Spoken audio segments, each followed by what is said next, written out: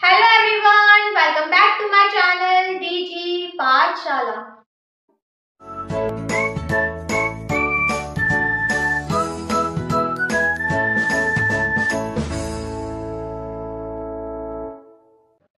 Guys, आज की video का टॉपिक है laboratory preparation of hydrochloric acid. तो गाइस, इस वीडियो में मैं आप लोगों को हाइड्रोक्लोरिक एसिड की लैबोरेटरी प्रिपरेशन समझाने वाली हूँ। तो चलिए स्टार्ट करते हैं। गाइस, जो हाइड्रोजन क्लोराइड गैस होती है, जब इसको वाटर में डिसॉल्व किया जाता है तब जाके फॉर्म होता है हाइड्रोक्लोरिक एसिड। क्यों? क्योंकि hydrogen chloride gas highly soluble होती है वाटर में। तो जब इसको वाटर में डिसॉल्व करते हैं तब जाके फॉर्म होता है हाइड्रोक्लोरिक एसिड। इसका मतलब कि जो हाइड्रोक्लोरिक एसिड होता है वो एक्वस सॉल्यूशन होता है हाइड्रोजन क्लोराइड गैस का। अब गाइस, ऐसा नहीं होता कि हाइड्रोजन क्लोराइड गैस है और इसको हाई प्रेशर पर रख रहे हैं और लो टेम्परेचर पर रख रहे हैं तो वो लिक्विफाइड हो जाती है, तो वो हाइड्रोक्लोरिक एसिड नहीं होता, वो लिक्विफाइड हाइड्रोजन क्लोराइड होता है। हाइड्रोक्लोरिक एसिड तभी फॉर्म होता है जब हाइड्रोजन क्लोराइड गैस को वाटर में डिसॉल्व किया जाता है। इसका मतलब कि जो हाइड्रोक्लोरिक एसिड होता है that is the aqua solution of hydrogen chloride gas. Clear? ये चीज याद रखिएगा। अब गाइस, जो हाइड्रोक्लोरिक एसिड है ऑब्वियसली एसिडिक नेचर का होता है और एसिडिक नेचर का है तो इसका मतलब ये है कि इसमें हाइड्रोनियम आयन प्रेजेंट होता है। तो देखिए, जब हम हाइड्रोजन क्लोराइड गैस को वाटर में डिसॉल्व करवाएंगे तब क्या फॉर्म होगा? यहाँ पर hydronium ion plus chloride ion. तो गाइस, ये जो हाइड्रोनियम आयन फॉर्म हो रहा है इसी की वजह से ये एसिडिक नेचर का है। जो हाइड्रोक्लोरिक एसिड होता है ये ब्लू लिटमस को रेड में कन्वर्ट कर देता है क्योंकि एसिडिक नेचर शो करता है, बिकॉज इसमें हाइड्रोनियम आयन प्रेजेंट होता है। अब गाइस, अगर ड्राई हाइड्रोजन क्लोराइड गैस है या फिर लिक्विफाइड हाइड्रोजन क्लोराइड है तो वो ब्लू लिटमस को रेड में कन्वर्ट नहीं करता। ये चीज याद रखिएगा। क्यों नहीं करता? क्योंकि वो एसिडिक नेचर को शो नहीं करता, वो नॉन एसिडिक नेचर का होता है क्योंकि उसमें हाइड्रोनियम आयन प्रेजेंट नहीं होता, ना तो ड्राई हाइड्रोजन क्लोराइड गैस में और ना ही लिक्विफाइड हाइड्रोजन क्लोराइड में हाइड्रोनियम आयन प्रेजेंट नहीं होते। दैट्स व्हाई वो नॉन एसिडिक नेचर के होते हैं।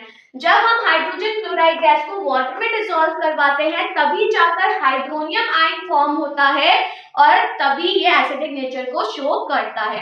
गाइस, साथ में जो हाइड्रोक्लोरिक एसिड होता है इसमें इलेक्ट्रिसिटी कंडक्ट हो सकती है। क्यों? क्योंकि जब इसको वाटर में डिसॉल्व करते हैं तो आप देख सकते हो आयंस फॉर्म होते हैं और आयंस ही इलेक्ट्रिसिटी को कंडक्ट करवाते हैं। तो जो हाइड्रोक्लोरिक एसिड होता है वो इलेक्ट्रिसिटी को कंडक्ट करवा सकता है, बट अगर लिक्विफाइड हाइड्रोजन क्लोराइड है तो वो इलेक्ट्रिसिटी को कंडक्ट नहीं करवाता। क्यों नहीं करवाता? क्योंकि गाइस वो शो करता है कोवलेंट नेचर। क्योंकि देखिए, हाइड्रोजन क्लोराइड कोवलेंट कंपाउंड होता है और आपको पता है कि जो कोवलेंट कंपाउंड होते हैं वो इलेक्ट्रिसिटी को कंडक्ट नहीं करवाते, मेनली क्योंकि उसमें मॉलिक्यूल्स प्रेजेंट होते हैं, आयंस प्रेजेंट नहीं होते। तो अगर लिक्विफाइड हाइड्रोजन क्लोराइड है तो उसमें सिर्फ मॉलिक्यूल्स होते हैं, आयंस नहीं होते, तो दैट्स व्हाई वो इलेक्ट्रिसिटी को कंडक्ट नहीं करवाता। बट जो हाइड्रोक्लोरिक एसिड होता है इसमें आयंस प्रेजेंट होते हैं, दैट्स व्हाई ये इलेक्ट्रिसिटी को कंडक्ट करवा सकता है। अब गाइस, जो हाइड्रोजन क्लोराइड गैस होती है वो वाटर में तो सॉल्युबल होती है, इसके साथ जो ऑर्गेनिक सॉल्वेंट होते हैं उसमें भी सॉल्युबल होती है। जैसे टोल्यूइन हो गया, ये चीज मैं आप लोगों को बता चुकी हूँ कि ऑर्गेनिक सॉल्वेंट में भी ये डिसॉल्व हो जाती है, सॉल्युबल हो जाती है, जैसे कि टोल्यूइन हो गया। तो अगर मान के चलिए कि हाइड्रोजन क्लोराइड गैस है और इसको हम टोल्यूइन में डिसॉल्व करवा रहे हैं गाइस, तब भी जो ब्लू लिटमस है वो रेड में कन्वर्ट नहीं होगा और ना ही इलेक्ट्रिसिटी कंडक्ट होगी। क्यों? क्योंकि अगर टोल्यूइन में डिसॉल्व करवा रहे हैं, टोल्यूइन में अगर वो सॉल्युबल हो रही है तब भी उस केस में ना तो हाइड्रोनियम आयन प्रोड्यूस होंगे और ना ही ऑब्वियसली जब हाइड्रोनियम आयन प्रोड्यूस नहीं हो रहे हैं तो एसिडिक नेचर शो नहीं होगा और एसिडिक नेचर शो नहीं होगा तो ब्लू लिटमस रेड में कन्वर्ट नहीं होगा। और टोल्यूइन में डिसॉल्व करवाने से आयंस का फॉर्मेशन नहीं होता, तो आयंस का फॉर्मेशन नहीं होता तो ऑब्वियसली ना ही इलेक्ट्रिसिटी कंडक्ट हो सकती है। तो इसका मतलब कि जब हम हाइड्रोजन क्लोराइड गैस को किसी और ऑर्गेनिक सॉल्वेंट में डिसॉल्व करवाते हैं, फॉर एग्जांपल टॉल्यूइन में डिसॉल्व करवाते हैं, तो वो ना तो एसिडिक नेचर को शो करता है और ना ही इलेक्ट्रिसिटी कंडक्ट होती है। तो ये दोनों केस कब हो सकते हैं? जब एसिड का फॉर्मेशन होता है, that is hydrochloric acid. Clear? तो गाइस ये तो जनरल इंफॉर्मेशन हो गई हाइड्रोक्लोरिक एसिड के बारे में। अब हम समझते हैं कि हाइड्रोक्लोरिक एसिड का लैबोरेटरी प्रिपरेशन कैसे किया जाता है, लैबोरेटरी में इसको कैसे प्रिपेयर किया जाता है। तो देखिए गाइस, जो हाइड्रोक्लोरिक एसिड है ऑब्वियसली हाइड्रोजन क्लोराइड गैस को जब वाटर में डिसॉल्व करवाता है तभी जाके फॉर्म होता है ना। तो पहले हाइड्रोजन क्लोराइड गैस को फॉर्म किया जाता है। तो हाइड्रोजन क्लोराइड गैस का जो लैबोरेटरी प्रिपरेशन था वो मैं आप लोगों को पहले बता चुकी हूँ। तो जो स्टार्टिंग का प्रोसेस होता है वो सेम होता है, पहले हाइड्रोजन क्लोराइड गैस को प्रोड्यूस किया जाता है ना। तो गाइस यहाँ पे मैं आप लोगों को पूरा प्रोसेस नहीं समझाऊंगी, सिर्फ शॉर्ट में समझाऊंगी, क्योंकि मैं ऑलरेडी आप लोगों को समझा चुकी हूँ। जिसने ये वाली वीडियो नहीं देखी है laboratory preparation of hydrogen chloride, guys उस वीडियो का लिंक आपको नीचे डिस्क्रिप्शन बॉक्स में मिल जाएगा। अब मैं आप लोगों को शॉर्ट में प्रोसेस बता देती हूँ कि क्या होता है। गाइस सबसे पहले यहाँ पे हाइड्रोजन क्लोराइड गैस को प्रोड्यूस किया जाता है ना। तो ऑब्वियसली दो रिएक्टेंट यूज किए जाते हैं यहाँ पर, बीकर ले लिया, फ्लास्क ले लिया, यहाँ पर NaCl सोडियम क्लोराइड ले लेते हैं और साथ में कंसंट्रेटेड H2SO4 है ना। ये दो रिएक्टेंट्स लिए जाते हैं। जब ये आपस में रिएक्ट करते हैं रिएक्शन होती है और हाइड्रोजन क्लोराइड गैस फॉर्म होती है। अब गाइस यहाँ पे हाइड्रोजन क्लोराइड गैस फॉर्म हो रही है, तो ऑब्वियसली ये गैस इस डिलीवरी ट्यूब से होती हुई इस वाले बीकर में आती है जिसमें क्या रखा हुआ है, concentrated H2SO4 that is sulphuric acid. और गाइस यहाँ पे जो कंसंट्रेटेड सल्फ्यूरिक एसिड है ये एज अ ड्राइंग एजेंट की तरह काम करता है, क्योंकि यहाँ पे जो हाइड्रोजन क्लोराइड गैस आ रही है वो मॉइस्ट होती है, तो उसमें से वाटर वेपर को हटाना होता है, उसको प्यूरिफाई करना होता है। तो यहाँ पे जो कंसंट्रेटेड सल्फ्यूरिक एसिड होता है ये यहाँ पे एज अ ड्राइंग एजेंट की तरह काम करता है ना। अब गाइस यहाँ ये पूरा प्रोसेस हम पहले समझ चुके हैं laboratory preparation of hydrogen chloride में, है ना। अब गाइस यहाँ पे क्या होता है, अब जो यहाँ पे गैस निकल रही है, यहाँ पे जो गैस है that is dry hydrogen chloride gas. अब गाइस उसमें क्या था कि जो ड्राई हाइड्रोजन क्लोराइड गैस थी उसको हम गैस जार में कलेक्ट कर रहे थे, है ना। अब यहाँ पर क्या होगा, यहाँ पे गाइस जो ड्राई हाइड्रोजन क्लोराइड गैस है यहाँ पर हमने एक एम्प्टी बीकर रख दिया है, दिस इज एम्प्टी फ्लास्क। अब गाइस ये एम्प्टी फ्लास्क यहाँ पे क्यों रखा गया है इसका रोल मैं आप लोगों को बाद में बताऊंगी। अब देखिए क्या होगा, जो ड्राई हाइड्रोजन क्लोराइड गैस है वो इस एम्प्टी फ्लास्क में आएगी, देन यहाँ पे अगेन डिलीवरी ट्यूब जा रहा है। गाइस इस डिलीवरी ट्यूब से यहाँ पे हमने अटैच कर दिया है inverted funnel, this is inverted funnel. Guys ये पूरा प्रोसेस थोड़ा यहाँ पे चेंज हो गया है ना। अब देखिए यहाँ पे इन्वर्टेड फनल है, यहाँ पे ले लिया है ट्रोफ, और गाइस इस ट्रोफ में रखा हुआ है वाटर। अब देखिए ये जो इन्वर्टेड फनल है, इस इन्वर्टेड फनल को ऐसे हम टच करवाएंगे कि ये सिर्फ वाटर के सरफेस को सिर्फ ये टच करे, पूरा अंदर डिप नहीं करवाएंगे, सिर्फ जो वाटर का सरफेस है उससे बस टच करवाएंगे, है ना। अब देखिए यहाँ पर ये आ रही है ड्राई हाइड्रोजन क्लोराइड गैस, क्योंकि यहाँ पे ये ड्राई हो गई तो यहाँ पे ड्राई हाइड्रोजन क्लोराइड गैस आ रही है। अब गाइस क्या होगा, जब यहाँ पर गैस आई तो जो हाइड्रोजन क्लोराइड गैस होती है वो हाईली सॉल्युबल होती है वाटर में, तो हमने सिर्फ ये जो इन्वर्टेड फनल है इसको वाटर का जो सरफेस है उससे सिर्फ टच करवाया है। अब क्या होगा, हाइड्रोजन क्लोराइड गैस वाटर में हाईली सॉल्युबल होती है, तो जो वाटर है ये हल्का सा ऊपर की साइड चला जाएगा। तो देखिए गाइस यहाँ पे क्या होता है, ये मैंने यही पार्ट बनाया है, या अलग से नहीं है, ये इसी का ही पार्ट है। तो गाइस यहाँ पर क्या होगा कि जो वाटर होता है ये हल्का सा यहाँ ऊपर चला जाता है, यहाँ पे बैक सक्शन होता है, स्लाइटली बैक सक्शन होता है। बैक सक्शन का मतलब होता है कि जो वाटर है ये ऊपर की साइड जा रहा है, इसके अंदर जा रहा है। क्यों? क्योंकि जो हाइड्रोजन क्लोराइड गैस होती है वो हाईली सॉल्युबल होती है वाटर में, तो जो वाटर होता है वो हल्का सा ऊपर की साइड जाता है। तो देखिए यहाँ पे वाटर हल्का सा ये ऊपर की साइड चला गया और यहाँ पे जो वाटर का लेवल होता है वो थोड़ा कम हो जाता है। तो यहाँ पे क्रिएट हो जाता है, देख सकते हैं आप, यहाँ पे क्रिएट हो रहा है एयर गैप दोनों साइड। यहाँ पे आप देख सकते हो, यहाँ पे हल्का सा एयर गैप क्या हो रहा है, क्रिएट हो रहा है। अब गाइस यहाँ पे क्या होता है, जैसे ही वाटर ऊपर की साइड गया तो यहाँ पर जो प्रेशर है और बाहर की साइड जो प्रेशर है वो इक्वलाइज हो जाता है। जैसे प्रेशर इक्वलाइज होता है तो जो वाटर होता है ये फिर से नीचे आ जाता है। अब ये वाटर नीचे आ गया क्योंकि इसमें हाइड्रोजन क्लोराइड गैस है, अब ये वाटर नीचे आ जाता है, फिर से वो लेवल बढ़ जाता है, फिर से वाटर ऊपर जाता है, फिर डिसॉल्व होती है गैस, फिर नीचे आता है। तो ये प्रोसेस चलता रहता है। Clear guys? मेन चीज है यहाँ पे ये चीज को समझना। जो फनल है इन्वर्टेड फनल, हमने उसको सिर्फ वाटर के सरफेस से टच करवाया है, अंदर की साइड पूरा डिप नहीं करा है, सिर्फ टच करवाया है। जैसे ही हाइड्रोजन क्लोराइड गैस आई, हाईली सॉल्युबल होती है वाटर में, तो जो वाटर है वो हल्का सा ऊपर की साइड जाता है। जैसे ही वाटर यहाँ ऊपर की साइड गया, यहाँ पे बैक सक्शन हो रहा है। बैक सक्शन का मतलब क्या हो रहा है कि जो वाटर है वो ऊपर की साइड जा रहा है। तो वाटर ऊपर आ गया, इसमें वाटर का लेवल कम हो जाएगा क्योंकि ऑब्वियसली वाटर इसमें आ गया हल्का, तो इधर वाटर लेवल कम हो जाएगा, जिसकी वजह से इसके बीच में एक एयर गैप क्रिएट हो जाता है।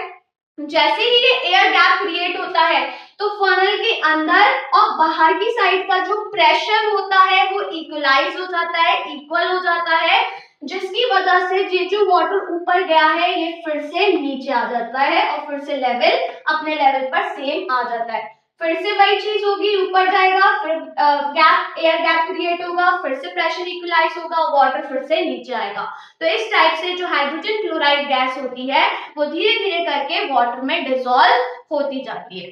क्लियर? तो गाइस ये पूरा प्रोसेस होता है, इस टाइप से हाइड्रोक्लोरिक एसिड को फॉर्म किया जाता है। हाइड्रोजन क्लोराइड गैस धीरे धीरे करके इस पूरे वाटर में डिसॉल्व होती जाएगी। और कंसंट्रेटेड अगर बनाना है एसिड को तो हम जब तक हाइड्रोजन क्लोराइड गैस को पास करवाते रहेंगे जब तक जो हाइड्रोजन क्लोराइड गैस है वो फर्दर डिसॉल्व नहीं होगी, क्योंकि जैसे ही फर्दर डिसॉल्व नहीं होगी इसका मतलब कि जो एसिड फॉर्म हो गया वो कैसा हो गया, कंसंट्रेटेड हो गया। तो इस टाइप से हाइड्रोक्लोरिक एसिड को फॉर्म किया जाता है।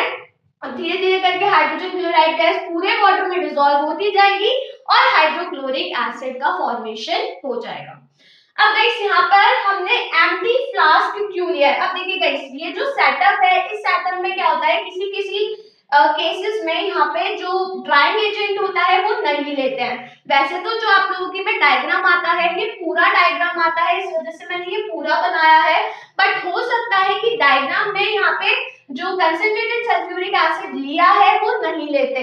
क्यों? क्योंकि ऑब्वियसली जो गैस यहाँ पर आ रही है वो मॉइस्ट हाइड्रोजन क्लोराइड गैस होती है, और मॉइस्ट है तो इसका मतलब वाटर वेपर होगा, और यहाँ पे हम ऑलरेडी उसको वाटर में डिसॉल्व करवा रहे हैं, तो हमें ड्राई करने की यहाँ पे नीड नहीं होती है।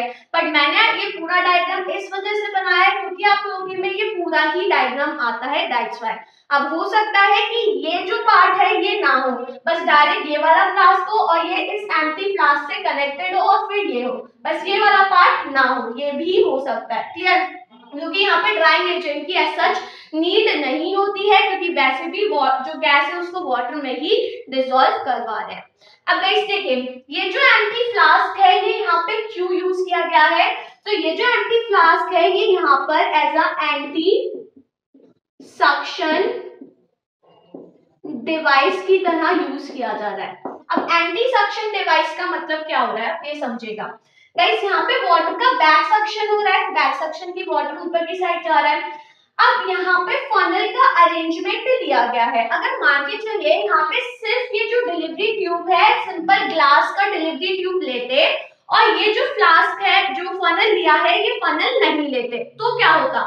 अगर यहाँ फनल नहीं लिया जाता, सिंपल ट्यूब लिया जाता, तो गाइस ये जो वाटर है इसका बैक सक्शन बहुत ज्यादा होता, तो वाटर ये पूरा मूव करता करता ऐसे यहाँ पर आ जाता। अब यहाँ पे मान के चलिए कि हमने एंटी फ्लास्क नहीं लिया और ये भी मान के चलिए कि ये भी नहीं ले रहे हैं, इस केस में कंसंट्रेटेड सल्फ्यूरिक एसिड नहीं ले रहे हैं, तो अगर एम्प्टी फ्लास्क नहीं रखते, डायरेक्ट ये वाला जो बीकर होता वो इससे कनेक्टेड होता, तो वाटर का बैक सक्शन होता, बैक सक्शन होकर जो वाटर है वो इस फ्लास्क में आ जाता। अब यहाँ पे इस फ्लास्क को ऑब्वियसली हीट करा जाता है, तभी रिएक्शन होती है, यहाँ पे हीट करते हैं इसको। तो जब वाटर इस फ्लास्क में आता और इस फ्लास्क के अंदर कंसंट्रेटेड सल्फ्यूरिक एसिड प्रेजेंट है, वो भी हॉट है क्योंकि गर्म है, तो जैसे ही वाटर इस फ्लास्क में आता और कंसंट्रेटेड सल्फ्यूरिक एसिड के कांटेक्ट में आता, तो यहाँ पर एक्सप्लोजन के चांसेस बढ़ जाते हैं, क्योंकि ऑब्वियसली जब वाटर आ रहा है और कंसंट्रेटेड सल्फ्यूरिक एसिड है वो भी गर्म है, तो यहाँ पे एक्सप्लोजन हो सकता है। इस वजह से यहाँ पर एम्प्टी फ्लास्क लगाया जाता है बीच में, ताकि अगर बैक सक्शन हो, फनल अरेंजमेंट लेते हैं तब भी एम्प्टी फ्लास्क लगाते हैं, क्योंकि कोई भी रिस्क नहीं उठाते हैं। एम्प्टी फ्लास्क इस वजह से लगाया जा रहा है क्योंकि अगर बैक सक्शन बहुत ज्यादा होता है और वाटर मूव करता करता यहाँ पर आता है, तो वो वाटर इस एम्प्टी फ्लास्क में कलेक्ट हो जाएगा, फर्दर आगे मूव नहीं करेगा, जिससे एक्सप्लोजन नहीं होगा। इस वजह से यहाँ पे एम्प्टी फ्लास्क यूज किया जाता है, ये as a anti suction device की तरह काम करता है। तो एम्प्टी फ्लास्क का फंक्शन क्या है, ये यहाँ पे एज एंटी सक्शन डिवाइस है, जो कि जब बैक सक्शन हो रहा है वाटर का, तो वाटर को कलेक्ट कर रहा है और जनरेटिव फ्लास्क में नहीं जाने दे रहा। गाइस ये वाला जो फ्लास्क है, दिस इज जनरेटिंग फ्लास्क। क्यों? क्योंकि इसमें हाइड्रोजन क्लोराइड गैस जनरेट हो रही है। अब जरूरी नहीं है हर केस में कंसंट्रेटेड सल्फ्यूरिक एसिड यहाँ पे यूज किया जाए, अगर ये एसिड यूज भी कर रहे हैं यहाँ पे एज अ ड्राइंग एजेंट इसको यूज कर रहे हैं, फिर भी यहाँ पे एम्प्टी फ्लास्क लगाते हैं, क्योंकि अगर अगेन इसमें भी आ गया अगर वाटर, तो हो सकता है एक्सप्लोजन हो सके। तो इस वजह से यहाँ पे एम्प्टी फ्लास्क लगाया जाता है, ताकि बैक सक्शन हो और वाटर आए तो वाटर इस फ्लास्क में कलेक्ट हो जाए, ना कि इसमें आए और ना ही इसमें आए। क्लियर? तो ये फंक्शन होता है यहाँ पर एम्प्टी फ्लास्क का। अब गाइस यहाँ पे फनल अरेंजमेंट क्यों यूज किया गया है? सिंपल जो ट्यूब है, सिर्फ डायरेक्ट ट्यूब यूज करते हैं, जो डिलीवरी ट्यूब जा रहा है बस इसको यहाँ पे पास करवाते हैं। ये फनल यहाँ पे क्यों यूज किया गया है? तो गाइस यहाँ पर अब मैं आपको बताती हूँ कि क्या मैकेनिज्म है कि जो बैक सक्शन है उसको अवॉइड किया जाए या फिर मिनिमाइज करें, कि जो बैक सक्शन हो रहा है उसको या तो बिल्कुल ही ना होने दें और या फिर कम से कम होने दे। तो इस वजह से यहाँ पे फनल का अरेंजमेंट किया गया है। तो फनल अरेंजमेंट यूज करने के दो रीजन है। First reason is to prevent और minimize back suction of water. जो वाटर का बैक सक्शन है उसको ना तो या तो बिल्कुल ही ना होने दे या फिर कम से कम होने दे। यहाँ पे बहुत हल्का सा हो रहा है, जब हमने फनल अरेंजमेंट यूज किया तो मैंने आपको बताया हल्का सा हो रहा है और फिर से वाटर नीचे आ जा रहा है। ये नहीं कि वाटर पूरा ऊपर की तरफ जाकर और फिर फ्लास्क में आ रहा है, पर फिर भी यहाँ पे सेफ्टी के लिए एम्प्टी फ्लास्क यूज कर लेते हैं। और जो सेकंड है that is it provide large surface area. Guys जो फनल है वो यहाँ पे लार्ज सरफेस एरिया प्रोवाइड कर रहा है, ताकि जो हाइड्रोजन क्लोराइड गैस है ये इजीली एब्जॉर्ब हो सके, है ना। तो ये यहाँ पे लार्ज सरफेस एरिया प्रोवाइड कर रहा है। तो ये दो रीजन होते हैं कि यहाँ पे फनल का अरेंजमेंट यूज किया गया है। जो फनल लगाते हैं वो इन्वर्टेड फनल लगाया जाता है। क्लियर?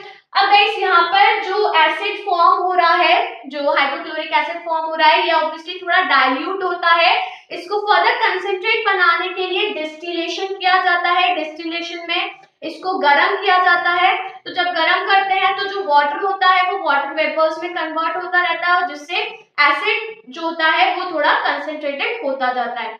बट गाइस जैसे ही टेम्परेचर 110 डिग्री सेल्सियस पहुंच जाता है तो फिर फर्दर प्रोसेस को रोक देते हैं, फर्दर डिस्टिलेशन प्रोसेस को रोक देते हैं। क्यों?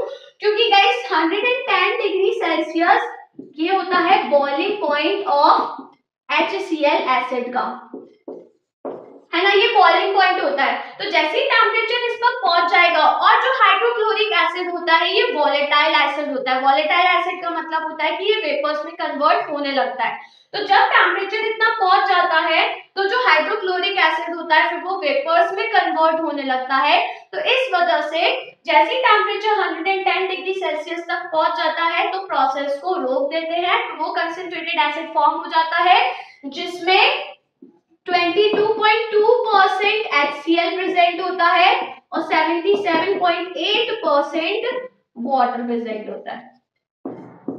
तो इस केस में ये जो एसिड फॉर्म हो जाता है ये कैसा होता है, कंसेंट्रेटेड होता है। तो ये चीज याद रखिएगा कि जब कंसेंट्रेटेड बनाते हैं तो यहाँ पे डिस्टिलेशन करते हैं, तो वो डिस्टिलेशन सिर्फ इतने टेम्परेचर पर किया जाता है, सिर्फ यहाँ तक ही रखता है टेम्परेचर, क्योंकि इस टेम्परेचर पर जो हाइड्रोक्लोरिक एसिड होता है वो वॉलेटाइल एसिड होता है, तो ऑब्वियसली वेपर्स में कन्वर्ट होने लगता है। तो इस वजह से फर्दर फिर और कंसेंट्रेटेड नहीं करते, सिर्फ यहीं तक कंसेंट्रेटेड हो पाता है। क्लियर?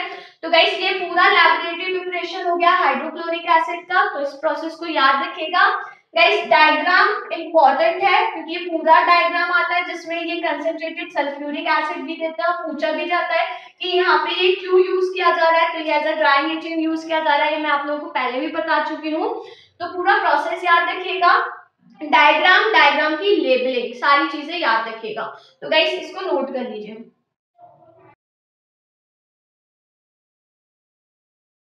गाइस अगर आपको ये वीडियो पसंद आई हो तो वीडियो को लाइक करिए, अपने फ्रेंड्स के साथ शेयर करिए, और अगर आपने अभी तक मेरा चैनल सब्सक्राइब नहीं करा है तो फटाफट से चैनल को सब्सक्राइब करिए। तो अब मैं आपसे मिलती हूँ मेरी अपकमिंग वीडियो में एक नए टॉपिक के साथ। तब तक के लिए बाय बाय।